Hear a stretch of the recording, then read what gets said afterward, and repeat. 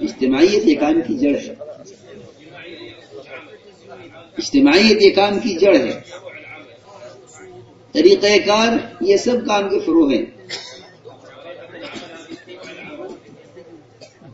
اس لیے اس وقت کا سب سے بڑا فریضہ اور اس وقت کے کام کرنے والوں کی سب سے بڑی ذمہ داری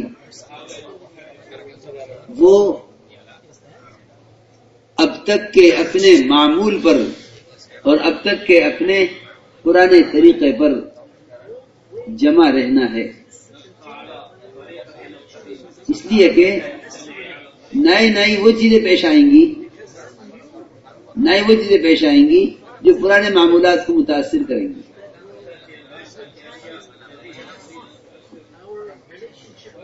کہ نئی چیزیں پیش آئیں گی جو پرانی ترتیب کو متاثر کریں گی۔ سب سے اہم چیز جو میں عرض کرنا چاہتا ہوں اس میں متاثر ہونے والی کہ یعنی عمل کے ماحول میں جانے کی کیا ضرورت ہے جب عمل معلوم ہے؟ جب عمل معلوم ہے تو عمل کے ماحول میں جانے کی کیا ضرورت ہے؟ آپس کے اشتراک کا یہ اتنا خوبصورت مشورہ ہے کہ تم کام معلوم ہے کرو اپنے ملک میں۔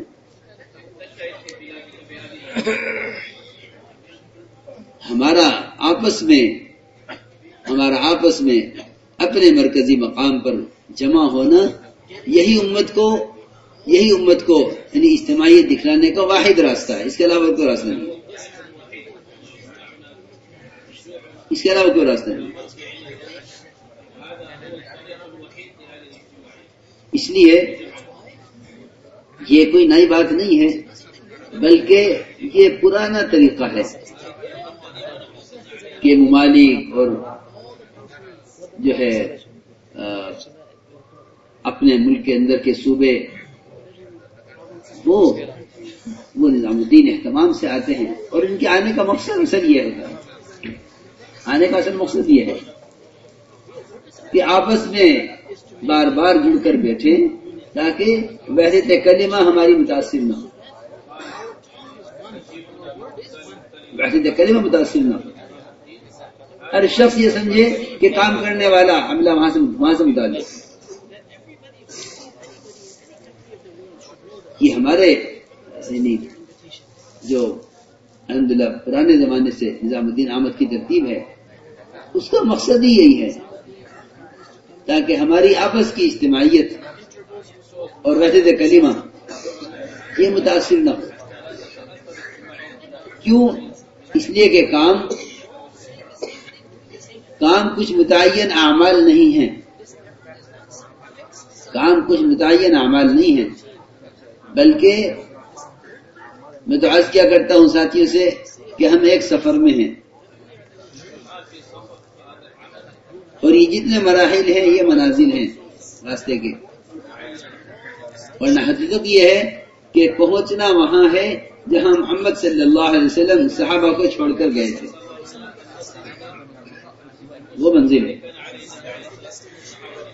امت قربانیوں کے اعتبار سے، معاملات عبادات کے اعتبار سے، صفات کے اعتبار سے، اور امت کا اعتبار مجموعہ ہے کہ وہاں پہنچے جہاں آپ چھوڑ کر گئے تھے۔ یہ اصل مقصد ہے ہمارے آپس میں جڑ مل کر بیٹھنے کا۔ بعض ہیں ایسے ممالک جن کے کچھ ان کے اپنے داخلی حالات کی وجہ سے ان کی اجتماعی طور پر جوڑ کی شکل میں نظام الدین احمد ابھی تک نہیں ہوتی ہے، حالانکہ ہم چاہتے ہیں کہ اللہ کرے وہاں ایسے حالات بنے کہ وہ لوگ اجتماعی طور پر نظام الدین احمد، لیکن وہ خود اس کے لیے بے چین بھی ہیں۔ بہت سے ایسے ممالک ہیں جو ہم سے نظام الدین کی آمد کو طلب کرتے ہیں، مطالبہ کرتے ہیں کہ نظام الدین آئے، وہ کہتے ہیں کہ نہیں ابھی کام کرتے رہو اور جماعتیں بنا کر بھیجتے رہو، لیکن بعض ممالک وہ ہیں کہ جن کے بھی کوئی جوڑ کی شکل نظام الدین میں نہیں ہے۔ اس کے علاوہ جتنے بھی ممالک ہیں، کیونکہ نظام الدین کی آمد کسی کی ذات کی وجہ سے نہیں ہے. ذاتیات تو گزرتی رہیں گی، ذاتیات گزرتی رہیں گی، ذاتیات گزرتی رہیں گی، مرکز نہیں گزرے گا، مرکز تو مرکز رہے گا، ذاتیات گزریں گی، شخصیتیں گزرتی رہیں گی. مولانا الیاس صاحب کا آپ کو ملفوظ سناتا ہوں. مولانا الیاس صاحب کا ملفوظ ہے، چھپا ہوا ہے، یہ کوئی خیالی سنی ہوئی بات نہیں ہے، اور چھپا ہوا ہے، اور مولانا منظور نعمانی رحمۃ اللہ علیہ کے جمع کیے ملفوظات ہیں، جو علماء میں سب سے زیادہ حضرت کی بات کو محفوظ کرنے والے تھے.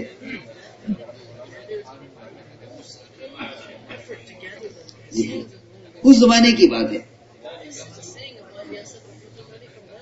وہ ملفوظ یہ ہے کہ نے فرمایا کہ نظام الدین آتے رہا کرو، نظام الدین آتے رہا کرو، اور یہ فرمایا کہ وقت لے کر آیا کرو، اور نظام الدین میں قیام کے ارادے سے مت آیا کرو.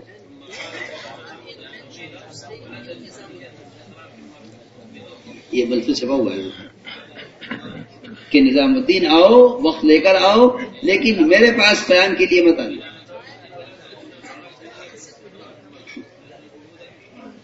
میرے پاس قیام کے لیے مت آنا، لیکن نظام الدین آتے رہو. ایسا کا محفوظ ہے. یہ نہیں کہ تم کام سمجھ گئے ہو، جاؤ اپنے ملکوں میں کام کرو، نہیں. اس وقت فرمایا کہ نظام الدین آتے رہا کرو، وقت لے کر آیا کرو، اور یہاں کے قیام کے ارادے سے مت آیا کرو. کیوں؟ اس لیے کہ ہمارا اپنے مرکزی مقام پر جمع ہونا عالمی تقاضوں کو پورا کرنے کے لیے بکھرنے کے واسطے ہے. ہمارا جمع ہونا بکھرنے کے لیے ہے. میں ضروری بات کر رہا ہوں. تقاضے، عالمی تقاضے جو پورے ہوں گے وہ عالمی عملے کی ذریعے پورے ہوں گے. میری بات بہت ضروری ہے، ذرا اس کو دھیان سے سننا. عالمی تقاضے جو پورے ہوں گے وہ عالمی عملے سے ہوں گے. میں کچھ ضروری بات کہنا چاہتا ہوں. عالمی تقاضے نظام الدین کے عملے سے نہیں پورے ہوں گے. میں کچھ کہنا چاہتا ہوں. عالمی تقاضے نظام الدین کے عملے سے نہیں پورے ہوں گے، بلکہ عالمی تقاضے عالمی عملے سے پورے ہوں گے. میں کچھ کہنا چاہتا ہوں، ضروری بات ہے یہ کہ عالمی تقاضے نظام الدین کے عملے سے نہیں پورے ہوں گے، بلکہ عالمی تقاضے عالمی عملے سے پورے ہوں گے.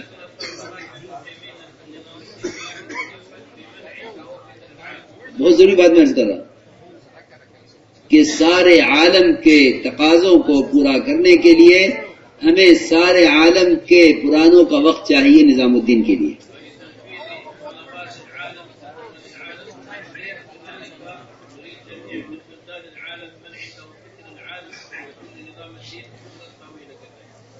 میں بہت ضروری بات عرض کر رہا ہوں. پرانے ہیں بعض ملکوں میں، عربوں میں بڑی صلاحیت ہے، ان امریکہ والوں میں بہت صلاحیت ہے، لیکن اگر یہ سارے ملک والے یہ کہتے ہیں کہ کوئی تقاضا ہو تو ہم تیار ہیں، کوئی تقاضا ہو تو ہم تیار ہیں، کوئی تقاضا ہو ہم تیار ہیں. سنو دھیان سے. اس بات کو کہنے والے سمجھتے ہیں کہ ہم قربانی کی اور اطاعت کی اعلیٰ سطح پر آ گئے، کہ کوئی تقاضا ہو تو ہم تیار ہیں. اپنے اپنے ممالک میں، اپنے اپنے صوبوں میں بیٹھے اور یہ کہتے ہیں کہ کوئی تقاضا ہو تو ہم تیار ہیں. اس کو قربانی کی اعلیٰ سطح سمجھتے ہیں. حالانکہ میں ضروری بات عرض کرنا چاہتا ہوں کہ قربانی کی دور صحابہ میں قربانی کی یہ ادنا سطح تھی، ادنا سطح، کہ آپ اپنے اپنے علاقوں میں، ملکوں میں رہیں کسی تقاضے پر بلانے پر آ جائیں. بہت بات کی طرف توجہ دینی پڑے گی. کسی مطالبے پر آ جائیں گے، اپنے علاقوں میں رہیں گے، کوئی تقاضا ہوگا تو آ جائیں گے.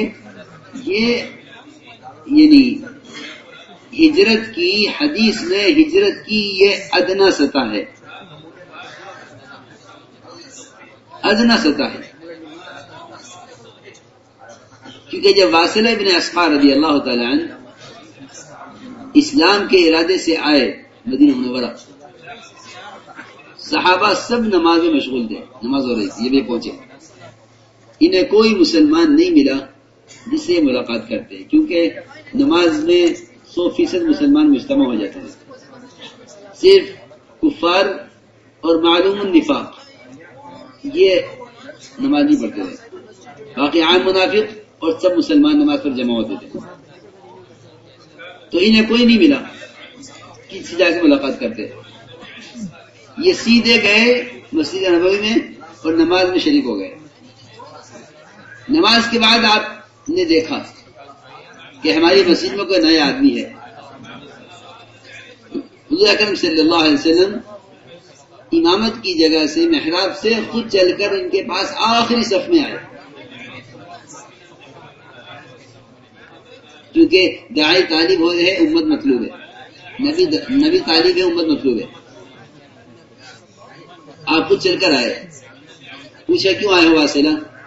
عرض کیا کہ میں اسلام قبول کرنے کے لیے آیا. تو آپ نے پہلا سوال کیا نئے آدمی سے، سنو یہ ہے سننے کی بات، یہ نہیں کہ قربانی کی بات تو پرانے سے ہوگی. بالکل نیا آدمی ہے، ابھی ابھی اسلام میں داخل ہوا ہے، ابھی کلمہ پڑھا. جب اسلام قبول کر لیا تو آپ نے فرمایا وہ تو حاجر یا واصلہ، یہ واصلہ ہجرت کرو گے؟ کہ ہاں کروں گا. آپ نے فرمایا کون سی ہجرت کرو گے، اعلیٰ کرو گے یا ادنا کرو گے؟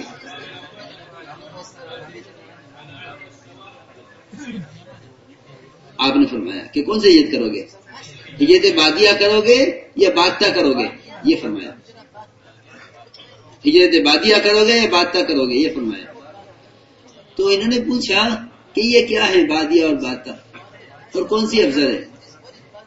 تو آپ نے فرمایا ہجرت بادیہ یہ ہے جو ادنا ہے، ہجرت بادیہ یہ ہے جو ادنا ہے کہ تم اسلام قبول کر کے اپنے علاقے میں چلے جاؤ اور وہاں رہو، جب تمہیں بلایا جائے کسی تقاضے پر تو آ جاؤ. سنیے، جب کسی تقاضے بلایا جائے تو آ جاؤ. فرمایا کہ یہ ادنا ہجرت ہے، یہ ہجرت بادیہ ہے.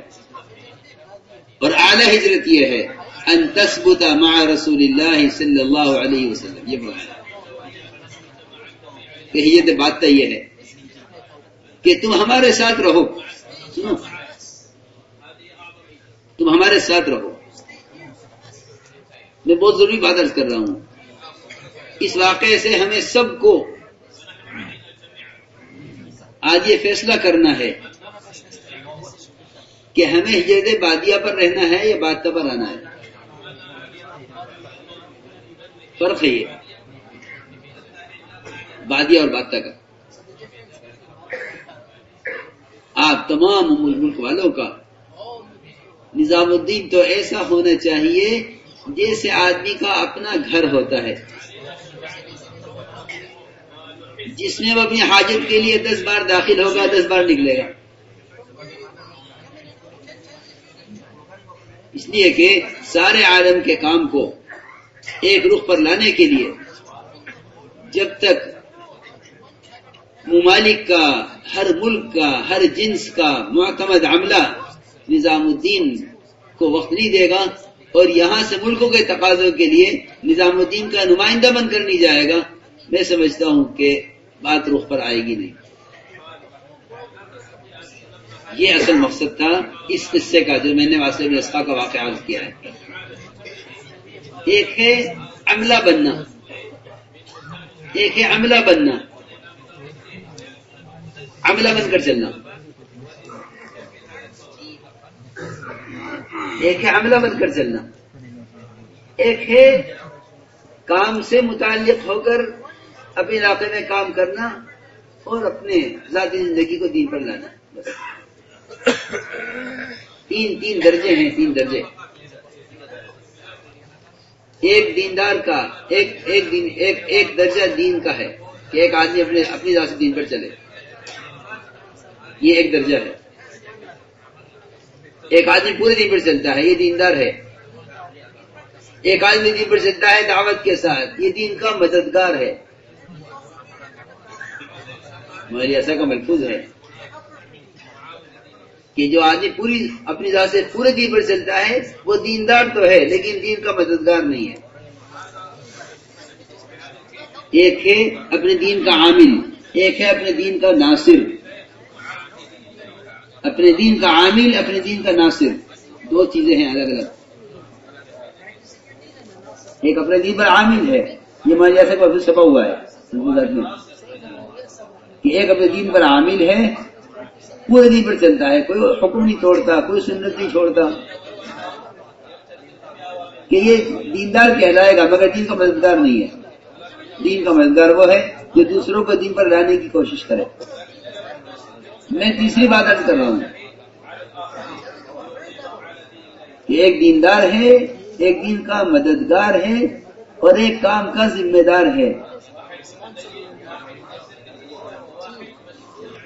معتمد عملہ،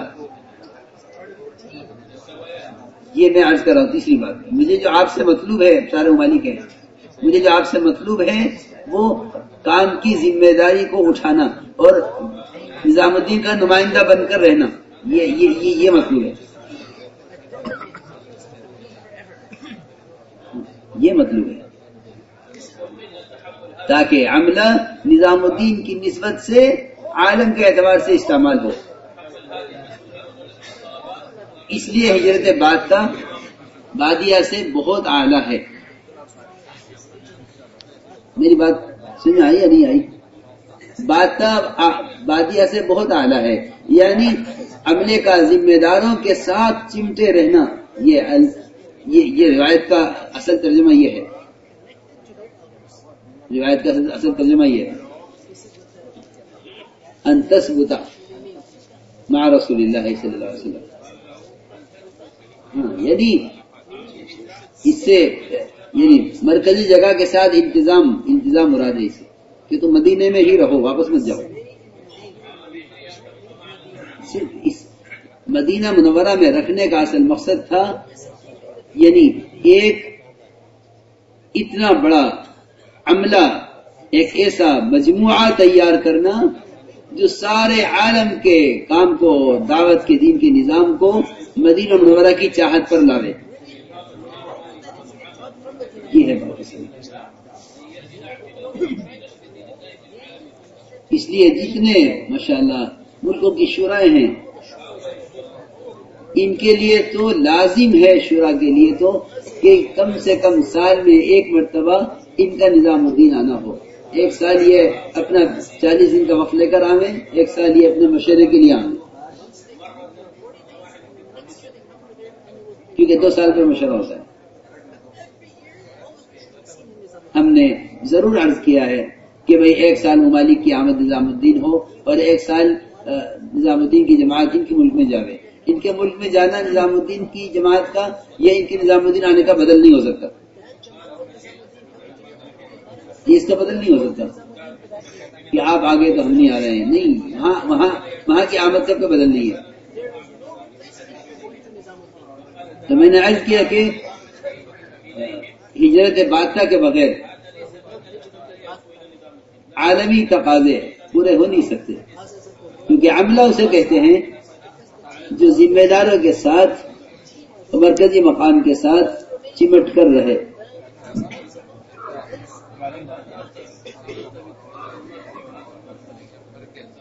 کیوں؟ اس لیے کہ تقاضے پورے عالم سے تقاضے آ رہے ہیں، وہ ملک کو تقاضے نہیں دے رہا ہے بلکہ پورے عالم سے تقاضے جو آ رہے ہیں وہ نظام الدین پر آ رہے ہیں. جب سارے تقاضے وہاں آ رہے ہیں تو پھر وہاں پورے عالم سے پرانے افراد پرانے حضرات پورے عالم سے وہاں وقت دیں تاکہ یہ عملہ ان تقاضوں کو پورا کرے. اصل بات یہ ہے، یہ ہے اصل چیز. ہمارے تھائی لینڈ کے یوسف خان رحمۃ اللہ علیہ، یوسف خان صبح کا میں حضرت کے پاس بیٹھا ہوا تھا مولانا صاحب جوڑے کے پاس، شاید صبح سے کوئی 10 بجے کا وقت ہوگا. یہ آئے سیدھے ایئرپورٹ سے، سیدھے ایئرپورٹ سے آئے اور آتے ہی حضرت نے پوچھا کب آئے؟ کہ حضرت ابھی سیدھا ایئرپورٹ سے سیدھا آ رہا ہوں. ایک بات حضرت سے پوچھی کہ ہمارے یہاں اس مسئلے میں اختلاف ہو گیا، ایک رائے یہ ہے ایک رائے یہ ہے. ایک بات آ کے پوچھی، حضرت نے اس کا جواب دیا اور اسی کے ساتھ ساتھ میں بیٹھا ہوا تھا، اسی کے ساتھ ساتھ ہاتھ بڑھایا مسافر کے لیے کہ میری واپسی ہے شام کو. کیوں ابھی آئے ہو؟ کہ ہمارے یہاں جوڑ چل رہا ہے، اس کی ذمہ داری ہے. میں ایک بات صرف پوچھنے کے لیے آیا تھا، یہ بات پوچھنے کے لیے آیا تھا. یہ میرے سامنے کا واقعہ ہے. تھائی لینڈ سے سفر کر کے آئے، اسی دن واپس گئے، وہاں جوڑ چل رہا تھا کہ ایک بات پوچھنے کے لیے.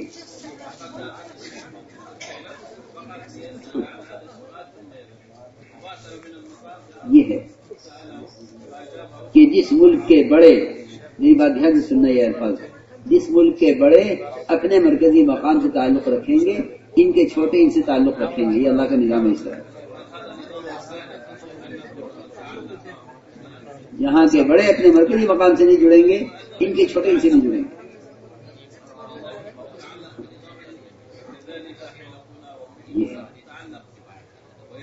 یہ ترتیب ہے، یہ ترتیب ہے. یہ تو میں کہتا ہوں سارے عالم کی کیا، یہ تو ایک گھر کا معمول بھی یہی ہے. ایک گھر کا معمول ہی ہے، ایک گھر کا معمول بھی ہے کہ باپ کے بھائی کو باپ سے کم نہیں سمجھا جاتا. یہ گھر کا معمول ہے.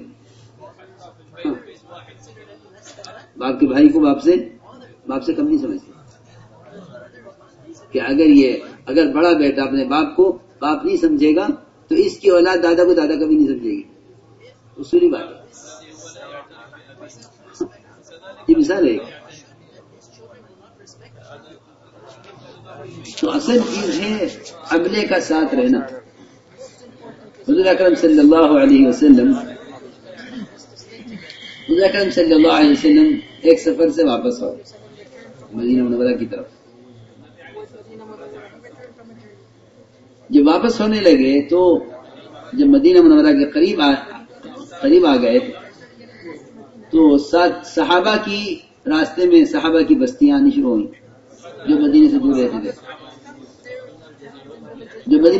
ان کی بستیاں آنی شروع ہوئی. تو انہیں خیال یہ ہوا کہ اب مدینہ منورہ جائیں آپ کے ساتھ، پھر وہاں سے پلٹ کر پھر واپس آئیں ادھر. اس کی کیا ضرورت ہے؟ کیونکہ کام تو پورا ہو گیا، اجتماع ہو گیا، اب اپنے گھر چلو. اب مدینے جائیں آپ کے ساتھ، پھر وہاں سے واپس اسی جگہ واپس آئیں، اپنے گھر سے گزر رہے ہیں، یہاں چل جائیں کیونکہ کام تو پورا ہو گیا. جس مقصد کے لیے جمع کیا گیا تھا وہ کام تو پورا ہو گیا. اب کیا فائدہ مدینے جانے سے؟ پھر جا کے پھر واپس یہیں آنا. اس میں صرف وقت ضائع ہوگا اور اس کی اب کوئی یہاں کوئی ضرورت نہیں ہے، ضرورت پوری ہو گئی. سنو دھیان سے. یہ واقعات اس لیے عرض کر رہا ہوں تاکہ مجتمع رہنے کے اصول اور اس کی ضرورت ہمیں معلوم ہو.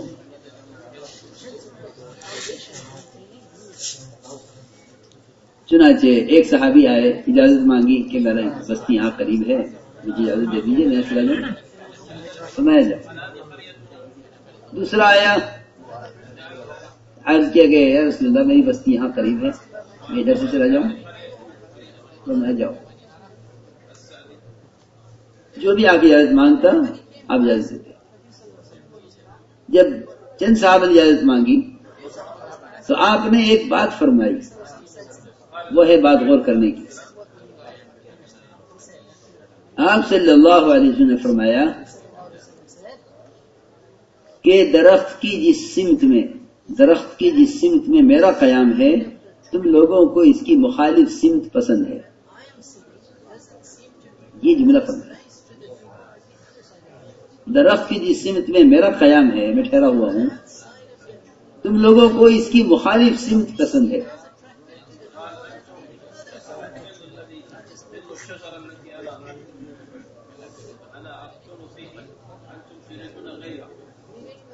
اس کو قافلے میں کوئی نہیں سمجھا کہ اس کا کیا مطلب ہے۔ ہم آپ کے ساتھ غزوے میں گئے، آپ کے ساتھ واپس آئے، آپ کے ساتھ ہیں، آپ یہ کیوں فرما رہے؟ ہم تو آپ کے ساتھ ہیں، آپ نے بات کیوں فرمائی کہ درخت کی سمت میں میرا قیام ہے، تم صحابہ کو اس کی مخالف سمت زیادہ پسند ہے، یہ آپ نے فرمایا۔ اس بات کو پورے قافلے میں کوئی نہیں سمجھ سکا سوائے ابو بکر صدیق رضی اللہ عنہ، وہ سمجھ گیا۔ کیونکہ جو آدمی قربانی میں آگے ہوگا وہ قربانی کی اصطلاحات کو سمجھے گا، جو قربانی میں آگے ہوگا وہ قربانی کی اصطلاح، قربانی کے الفاظ، قربانی کی باتوں کو وہ سمجھے گا جو قربانی میں آگے ہوگا۔ ابو بکر سمجھ گئے کہ آپ کے کہنے کا مقصد یہ ہے، آپ کے فرمانے کا مقصد یہ ہے کہ ساتھ رہنا نہیں چاہتے۔ حالانکہ دیکھو اتنا لمبا سفر ہوا،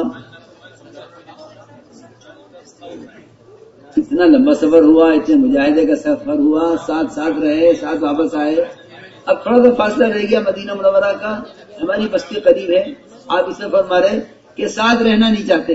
دیکھو یہ بہت میں جو عرض کر رہا ہوں بہت ضروری بات عرض کر رہا ہوں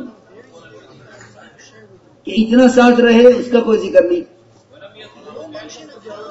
کیوں بھائی اتنا ساتھ رہے اس کا کوئی ذکر نہیں۔ اب مدینہ منورہ قریب آ گیا، کام پورا ہو گیا، اجتماع نمٹ گیا، اگر ہم یہاں سے گھر چلے جائیں تو اس میں آپ کو شکایت ہو رہی ہے کہ ساتھ رہنا نہیں چاہتے۔ ابوبکر رضی اللہ عنہ سمجھ گئے اس بات کو کہ ساتھ رہنا نہیں چاہتے، آپ کے کہنے کا مقصد ہے۔ تو آپ نے فرمایا، ابوبکر نے فرمایا صحابہ سے کہ آپ کے یہ بات کہنے کے بعد جو گھر جانے کی اجازت لے یہاں سے، اس سے بڑا احمق اور بے عقل کوئی نہیں ہے۔ یعنی تم اتنی بات نہیں سمجھ سکے کہ کیونکہ نبی کی صفت ہے حریص علیکم،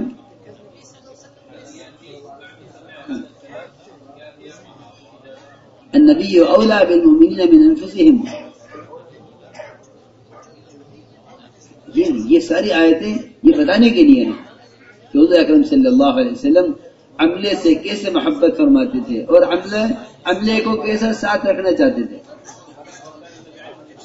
یہ نہیں فرمایا کہ ٹھیک ہے تم یہاں بستی یہاں چلے جاؤ، تم وہاں چلے جاؤ، اور آپ چند صحابہ کو لے کے واپس ہوتے مدینہ منورہ۔ یہ بہت غور کرنے کی چیزیں ہیں، یہ بہت اہم نقطے ہیں یہ، کیونکہ یہ اجتماعیت کو اور ساتھ رہنے کو ان کے اصول ہیں ان سارے واقعات میں۔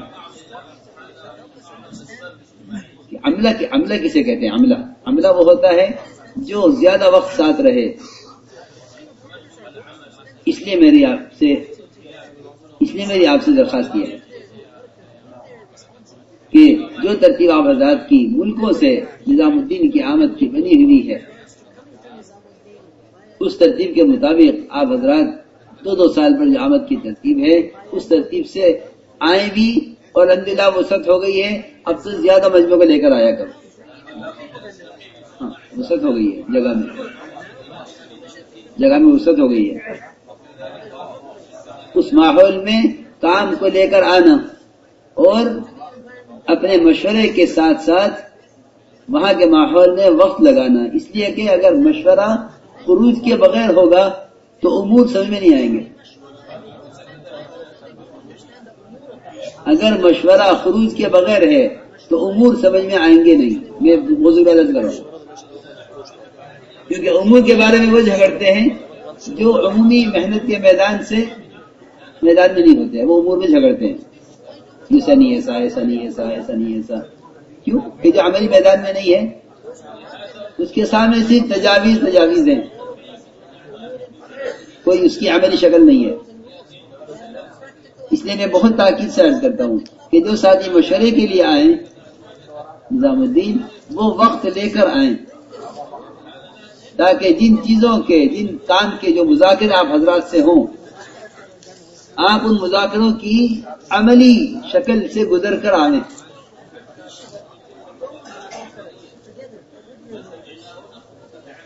آپ آئیں مشورے کے لیے لیکن وقت لے کر آئیں، تاکہ جو مذاکرے مشورے میں ہوں کام سے متعلق، آپ ان مذاکروں کے بعد یعنی ان مذاکروں کی عملی شکل سے گزریں.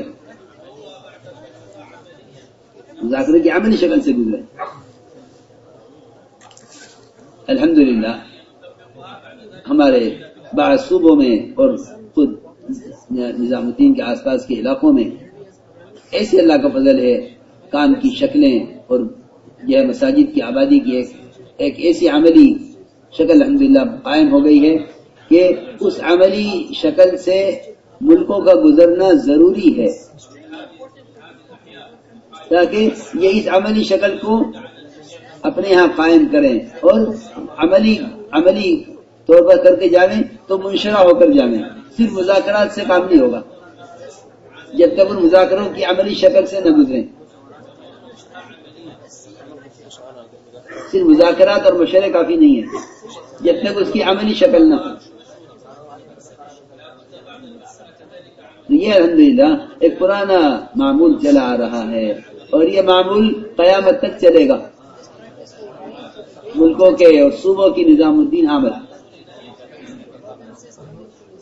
تاکہ بقول بھائی صاحب متضلع کہ اس ماحول میں جاتے رہو، میوات وقت لگاتے رہو. اس لیے چاہتے ہیں کہ بار بار اپنا سبق تازہ کرنے کے لیے اور کام کے ماحول سے خود گزرتے رہنے اور اپنے بعد والوں کو، پچھلی سب والوں کو، ان سے پچھلی سب والوں کو اس ماحول سے گزارنے کے لیے ان کی تشکیل کرتے رہیں،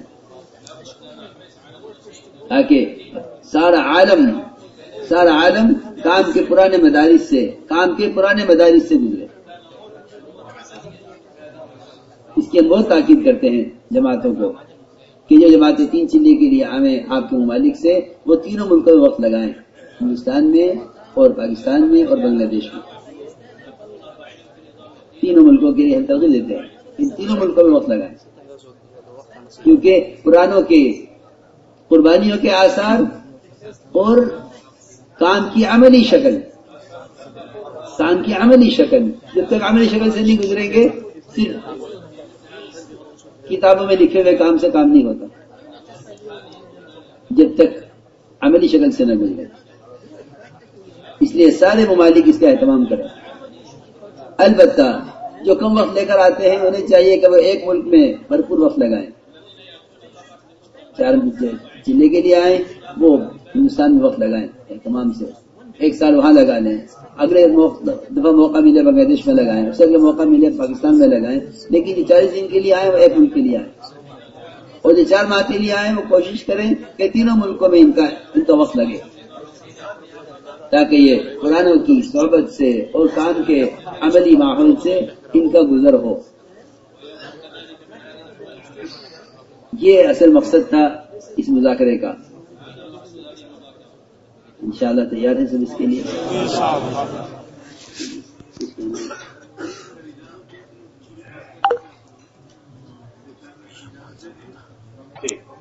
وہ صحت میں تھے اس وقت سے ہم جاتے ہیں، اور آپ کے انتقال ہوئے 20 سال ہو چکے ہیں، اور اس وقت سے پھر ہم ہر 2 سال آتے رہتے ہیں نظام الدین کو.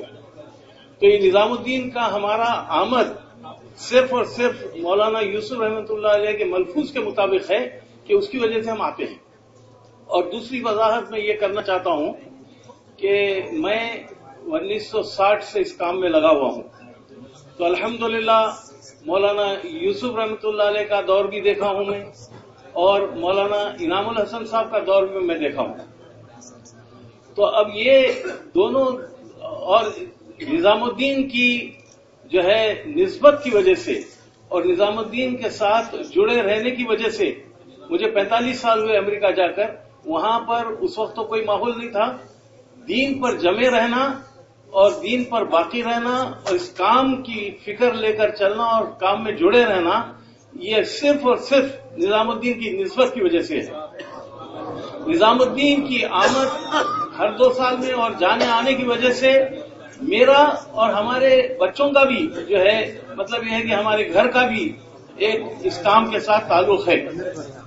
اور جو لوگ ہم دیکھے ہیں کہ جو لوگ جو ہے پہلے بڑی قربانیاں بھی دیے ہیں لیکن ان کا تعلق کوئی نظام الدین کے ساتھ نہیں ہے، تو ان کا بھی حال اور ان کے گھر والوں کا بھی حال ذرا اس وقت جو ہے مطلب یہ کام کے ساتھ نہیں ہے. دوسری بات یہ ہے کہ مولانا شروع سے ہر دور میں ایک امیر رہے ہیں اور ایک حضرت جی رہے ہیں. تو اس دور میں بھی ایک ہی امیر ہونا چاہیے اور ایک ہی حضرت جی ہونا چاہیے، اور وہ امیر مولانا سعد صاحب ہے اور حضرت جی مولانا سعد صاحب ہے. اب یہ بات سمجھانا ہے کہ اب اس وقت سے مولانا سعد صاحب دامت برکاتہم کو حضرت جی کے نام سے مخاطب کریں. ہم جب بھی ان کو مخاطب کریں گے ہم ان کو حضرت جی مولانا سعد صاحب دامت برکاتہم کے نام سے مخاطب کریں. یہ میری سب لوگوں کے ساتھ جو ہے یعنی کہ بہت ہی خادمانہ طور پر عرض کر رہا ہوں میں. آپ لوگ اس بات کو خوب غور سے سمجھیں، اس سے ہماری ترقی ہوگی اور اس کام میں ہم جم کے رہیں گے اور ادھر ادھر بھٹکنے کا جو ہے آثار نہیں ہوں گے. اللہ تعالیٰ جو ہے ہمارے یہاں آنے کو قبول فرمائے.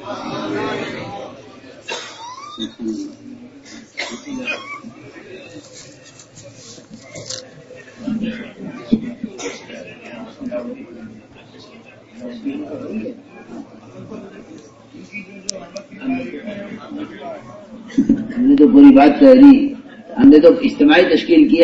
ہم تو یہ کہنے نہیں سکتے اس لیے کہ بھائی کون تیار ہے اس کے لیے. اس کا مطلب تو یہ ہوا کہ سب کی تشکیل نہیں ہوئی.